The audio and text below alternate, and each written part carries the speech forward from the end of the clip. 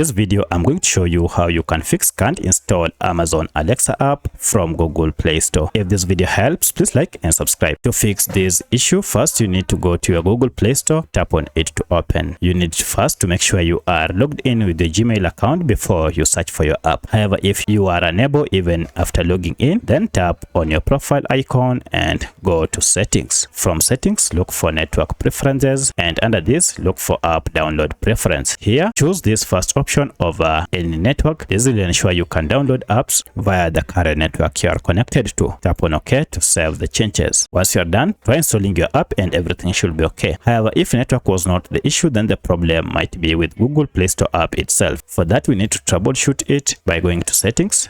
Then from settings, look for apps. Under apps, look for manage apps or all apps. This will list all the apps you have on your phone.